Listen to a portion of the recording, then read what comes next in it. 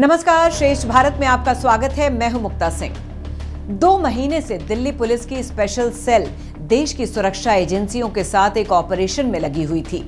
Target पर था ISI का वो आतंकी जो एक बार पुलिस के कब्जे से बच निकला था, लेकिन इस बार दिल्ली पुलिस की स्पेशल सेल अपना जाल बिछा चुकी थी। फिर शुरू हुआ छापेमारी का सिलसिला जो उत्तर भारत में 200 जगह चला और पुलिस के हाथ लगी एक बड़ी कामयाबी। पुलिस के हाथ एक मोस्ट वांटेड आतंकी मोहम्मद शाहनवाज आलम लगा और साथ में ही गिरफ्तार हुए उसके 2 साथी।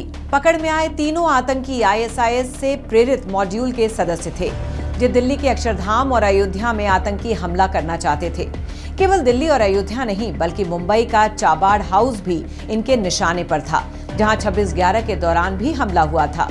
ये देश में कई जगह की रेकी कर चुके थे और ये पाकिस्तान बेस्ड हैंडलर के संपर्क में थे। पुणे में आलम पुलिस को चकमा देकर भाग निकला था, जिसके बाद एनआईए की तरफ से 3 लाख का इनाम घोषित किया गया था। आलम और उसके साथी अरशद वारसी और मोहम्मद रिजवान अशरफ इंजीनियर हैं।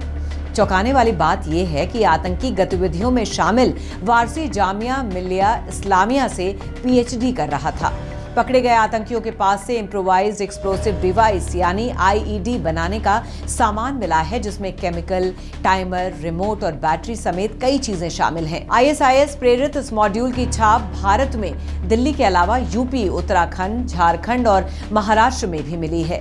इस मॉड्यूल के 2 सदस्यों इमरान खान और यूनुस साकी को पुणे से पहले ही गिरफ्तार कर लिया गया था।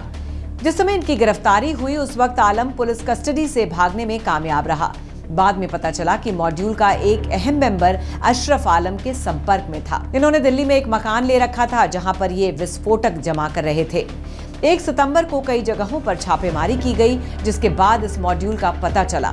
वारसी को दिल्ली, अशरफ को लखनऊ से गिरफ्तार किया गया। अब खबर ये भी है कि वो एक विदेशी हैंडलर के संपर्क में था और उसने आईएसआईएस में शामिल होने की बात कही थी। वारसी से पूछताछ में पुलिस को आलम का पता लगा और उसको दिल्ली से गिरफ्तार किया गया।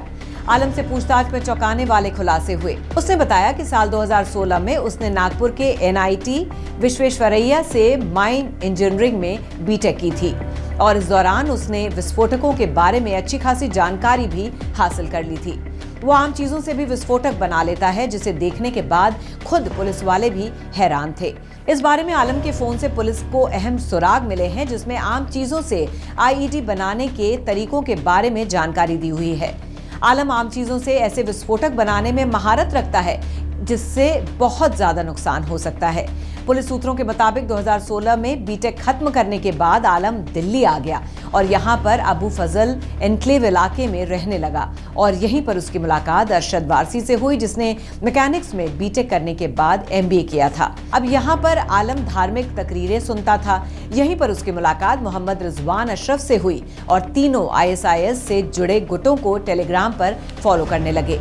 रिजवान ने अपनी 12वीं तक की पढ़ाई सऊदी अरब में की थी और उसके बाद उसने गाजियाबाद के एक कॉलेज से 2017 में बीटेक किया। आईएसआईएस से जुड़े विदेशी हैंडलर के कहने पर आलम ने कई राज्यों में ऐसी जगहों की रेकी की जहां पर आईईडी धमाका किया जा सकता हो। ये आईईडी विस्फोट करने से पहले उसको चेक करना चाहते थे, जिसके लिए इन्होंने उत्तर से लेकर दक्षिण भारत तक कई जगहों के जंगलों की रेकी की, जहां पर धमाका कर आईईडी को परखा जा सके। पुलिस के पास इन्हें एक मैप मिला है जिसमें ऐसे जंगलों को चिन्हित किया गया था जहां पर संभावित तौर पर इन्होंने आईईडी की टेस्टिंग की हो।